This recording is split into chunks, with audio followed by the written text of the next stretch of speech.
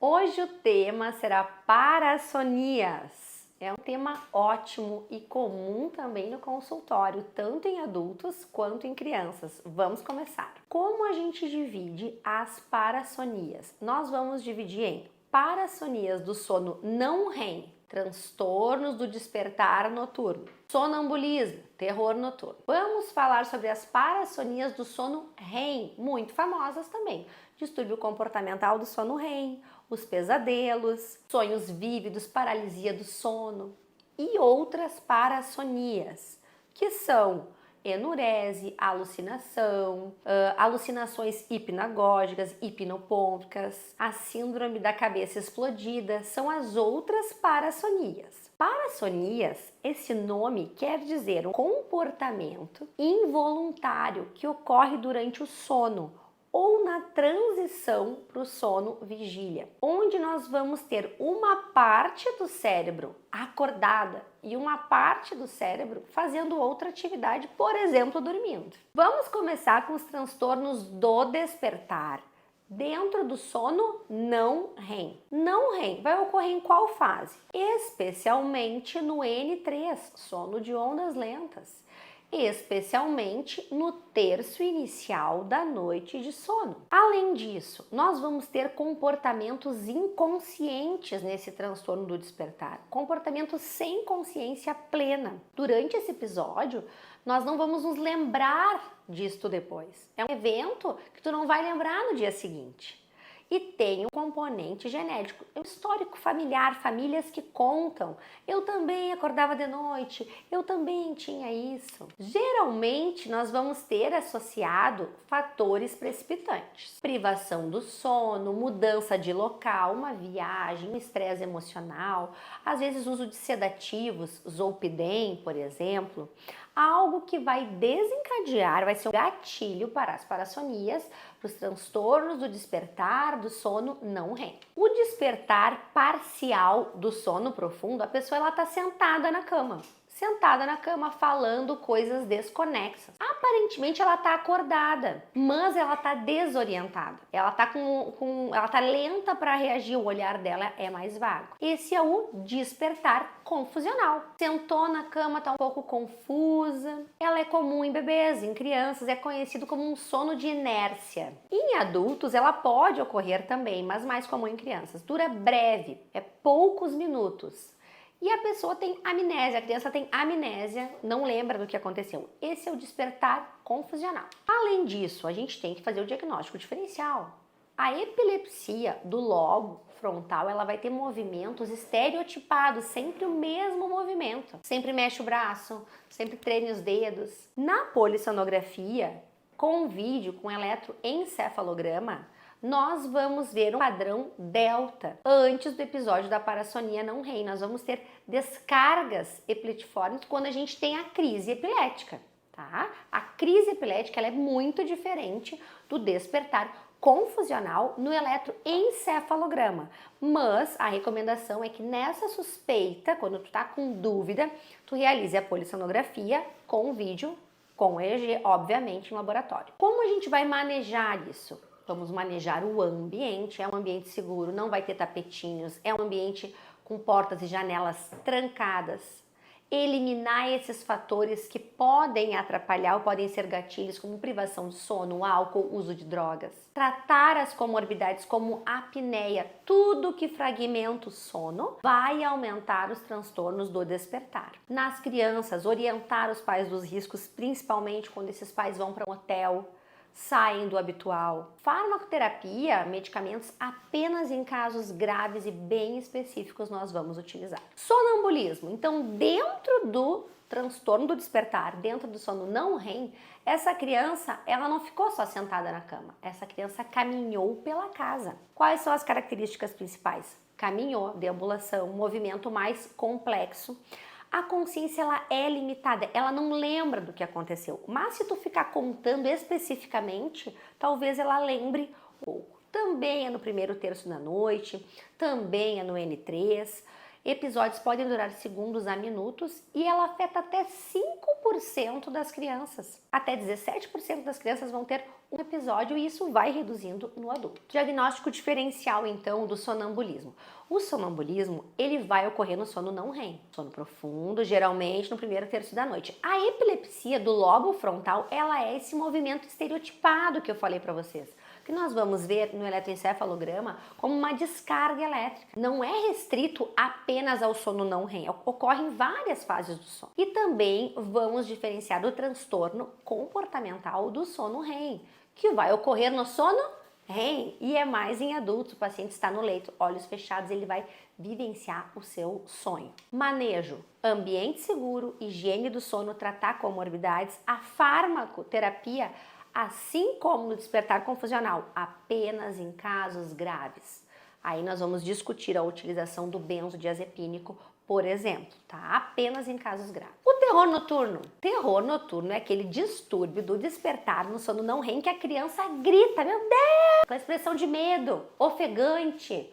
Parece que a criança estava fazendo algo assim, sofrido, fugindo durante a noite. Ela não reconhece os familiares, ela está dormindo. Características, também no primeiro terço da noite, também em N3, episódios breves, seguidos ao retorno do sono. Ela vai afetar 1 a 6%, então, das crianças de 3 a 8 anos, ela vai regredir na adolescência. A gente tem que fazer alguns diagnósticos diferenciais, como o transtorno do estresse pós-traumático e os ataques de pânico, que geralmente vão ocorrer em REM. Qual é o manejo?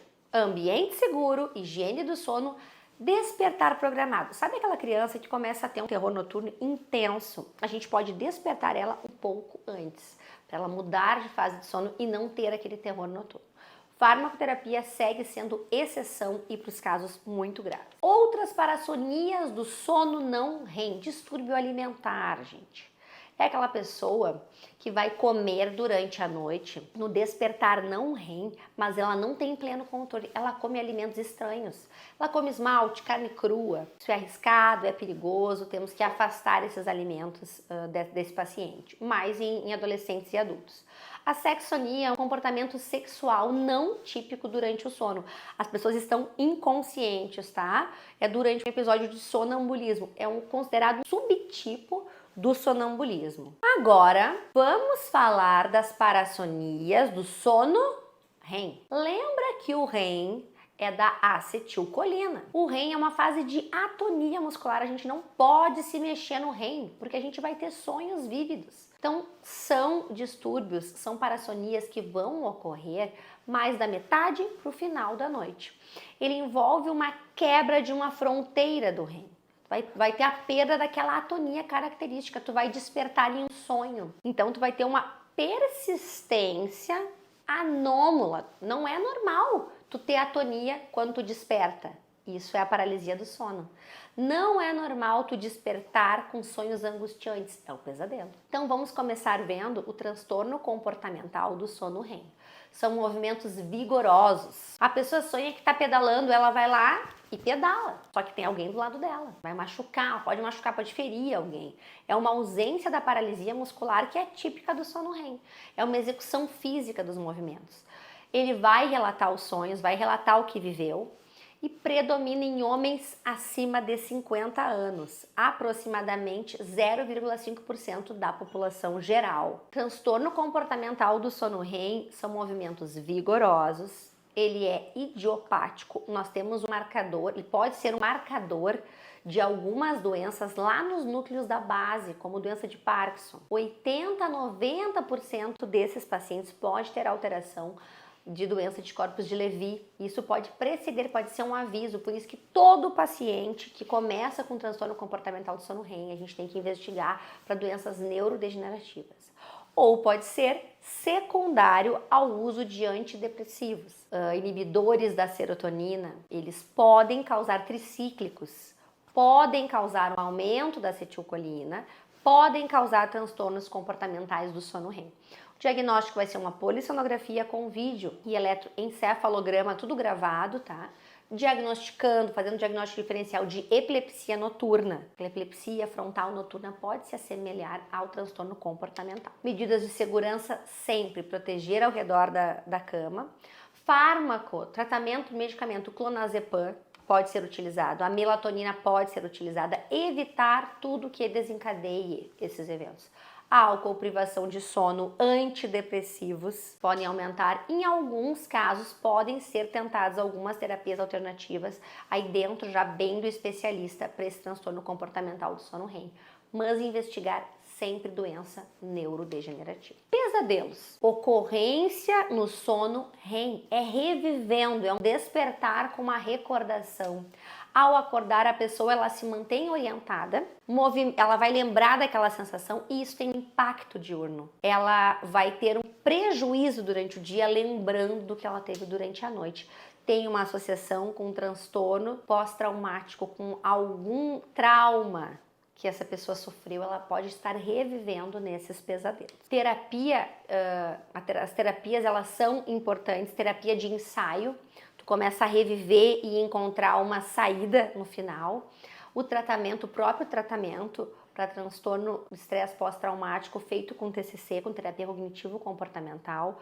A prazosina pode nos ajudar sim, ela é off-label, mas ela pode nos auxiliar dentro dos pesadelos. E a higiene do sono, horário regular, evitar a privação do sono, tudo isso vai trazer uma melhora nesses pacientes com pesadelo. Mas sim, precisamos investigar abuso, principalmente em crianças, precisamos investigar esses transtornos do estresse pós-traumático. Paralisia do sono isolada. Quem já passou por isso? Tá dormindo e parece que tá preso. O que é isso? É um despertar, tu acordou do sono REM antes do tempo. E aí o teu corpo ele está em atonia, tu não consegue te movimentar. E pode vir acompanhado de alucinações hipnopômpicas, sensação de uma presença, de um sufocamento ali. Apesar de assustadora, ela ocorre raramente em pessoas que estão privadas de sono, estressadas, dormindo com uma certa irregularidade, ou pode fazer parte da narcolepsia, associada à sonolência, cataplexia. A paralisia, a gente tem que diagnosticar, a paralisia do sono isolada, tem que fazer o diagnóstico diferencial da narco e o manejo, explicação da benignidade, ensinar o paciente a movimentar os olhos, o movimento ocular ele não é perdido.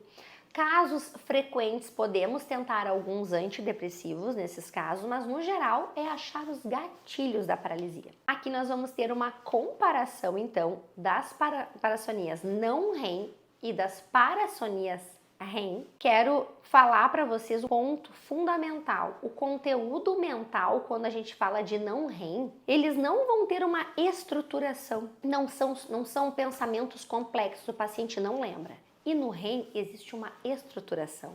Ele estava andando de bicicleta, era um sonho. Essa é uma diferença importante quando a gente fala em transtorno comportamental do sono REM e, por exemplo, quando a gente fala em transtornos do despertar. Obrigada! Vamos concluir esta parte deste módulo de parassonias e movimento e vamos seguir para as nossas aulas.